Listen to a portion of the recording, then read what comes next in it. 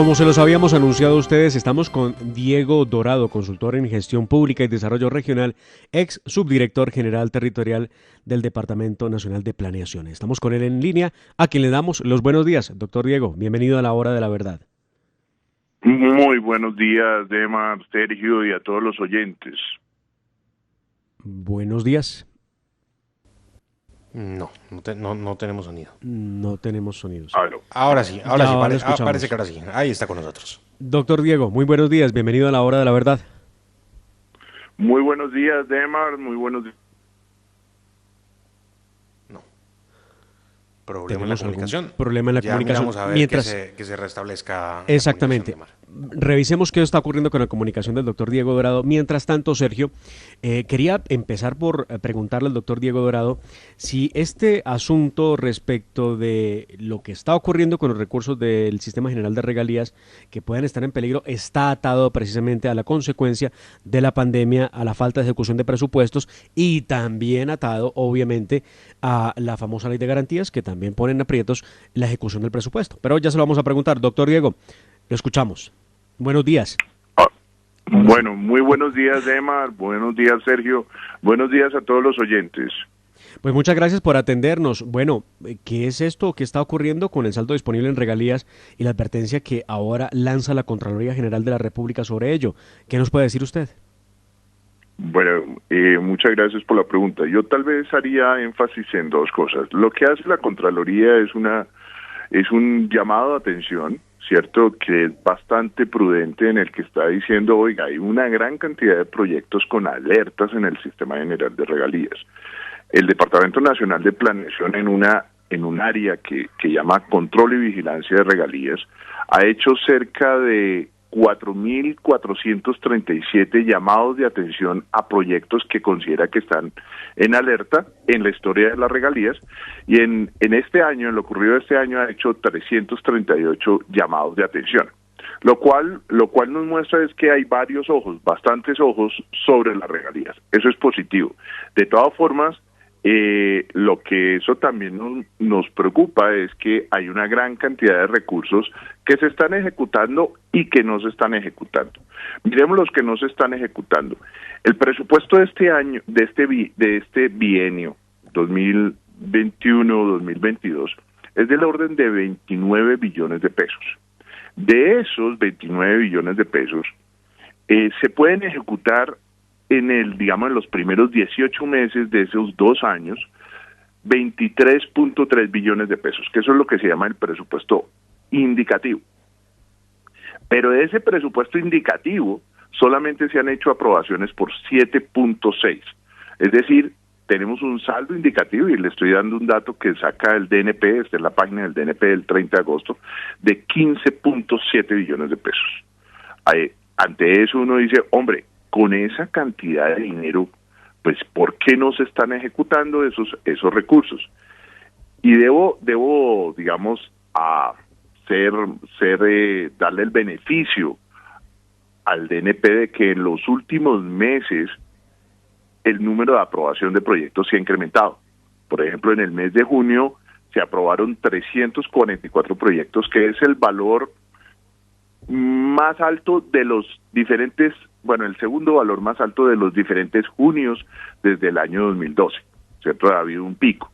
Y también se están aprobando proyectos por mayores valores, porque hay un llamado de atención de la Contraloría de hace unos años, en el que decía, las regalías se están yendo en proyectos muy chiquiticos, y esos proyectos muy chiquiticos, además de poder tener problemas de ejecución, incluyendo la corrupción, pues son proyectos que no tienen mucho efecto. En este momento eso está mejorando. Pero seguimos con el mismo problema de tener mucho dinero, ya casi en la mitad de la vigencia fiscal de regalías, es decir, casi en la mitad del primer año del presupuesto, con una gran cantidad de recursos, cerca del 50% o más del presupuesto. Y eso se debe mucho dinero, en gran parte. Doctor Diego Dorado, lo interrumpo ahí, es que es demasiado dinero. La pregunta es, ¿cómo resolver esos cuellos de botella? ¿Dónde se están presentando y cómo se pueden resolver? ¿Quiénes son los responsables en últimas de ejecutar esto? Pues serán los entes territoriales, pero ¿cómo resolver esos cuellos de botella y cómo lograr que se articule de una manera oportuna ese dinero y no se pierda en pequeños proyectos, sino que se pueda hacer algo de gran escala? Es que es demasiado dinero para estar haciendo pequeñas obras para el país. En efecto, totalmente de acuerdo, eso es mucho dinero y un riesgo muy grande de hacer proyectos que no sirvan. O sea, las placahuellas, por decir algo, son muy buenas, ¿cierto? Pero cuando usted conecta el punto A con el punto B y usted soluciona el problema de movilidad entre uno y otro punto, una placahuella por un pedacito de la vía nomás, sin solucionar todo el problema de la conexión entre un punto y el otro, pues no tiene mucho efecto. Y eso es lo que ha pasado con las regalías, que hay proyectos muy puntuales, hay acciones muy puntuales, pero se desconoce la visión de conjunto. ¿A qué se debe eso? Se debe precisamente a una ausencia o una falta de visión de las regalías.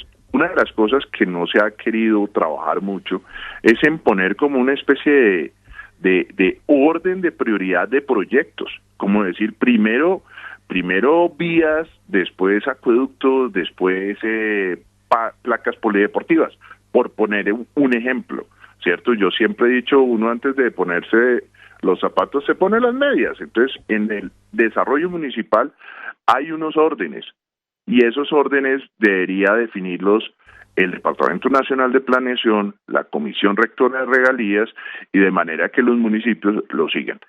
Sin esos órdenes, lleva a que los alcaldes y los gobernadores pues hagan los proyectos que de una u otra forma les parece más importantes son en cierta forma para mantener la situación de corto y mediano plazo de sus municipios.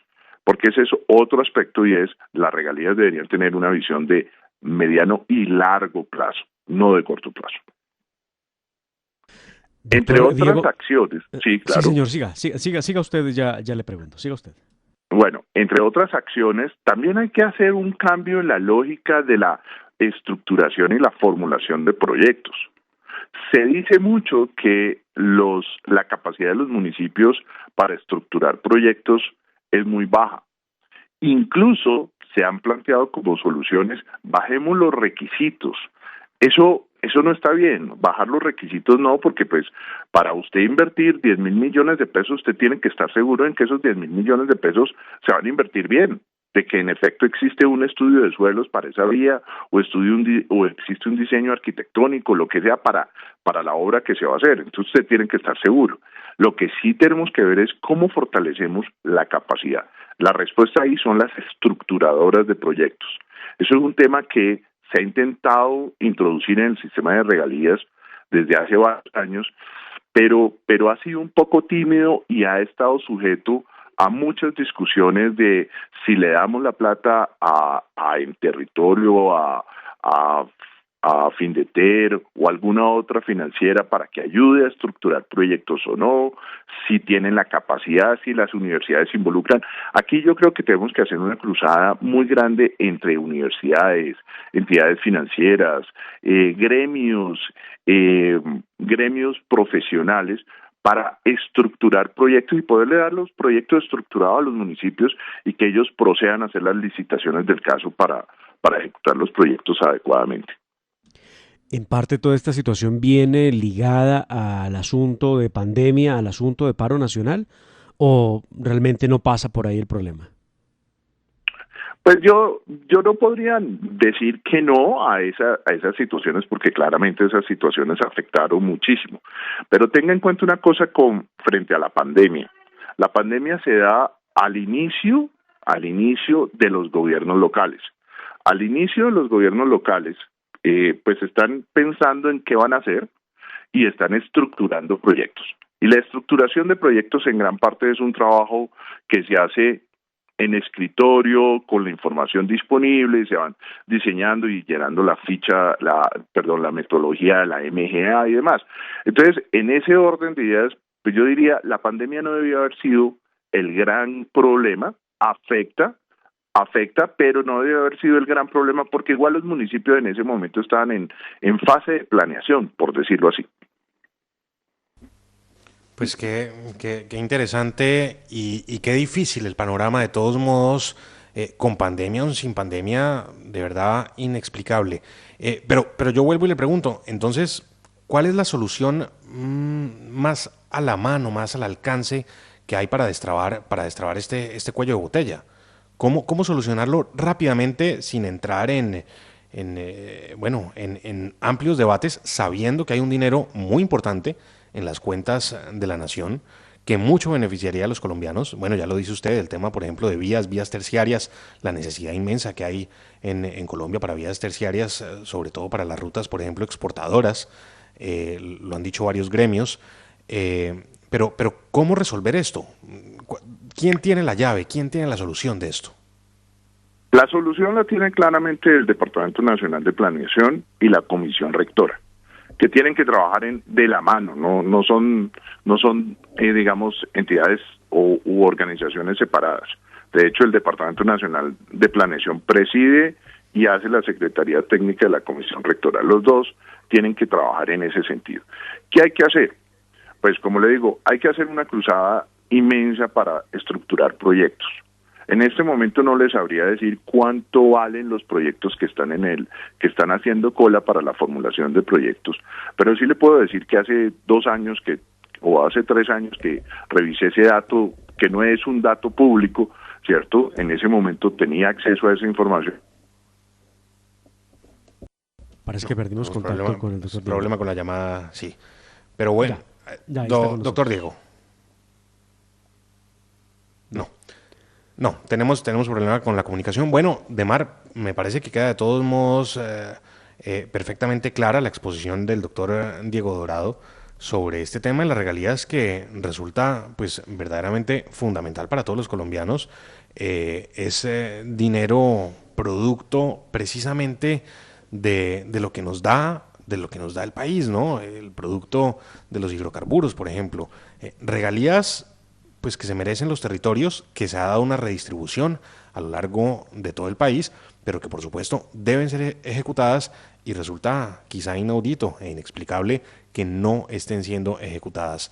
Muchísimos billones de pesos atrapados ahí, el país en estrechez fiscal, y bueno, tenemos las cuentas popochas de todos modos. Una cuenta absurda la que tenemos que ver. Qué paradoja.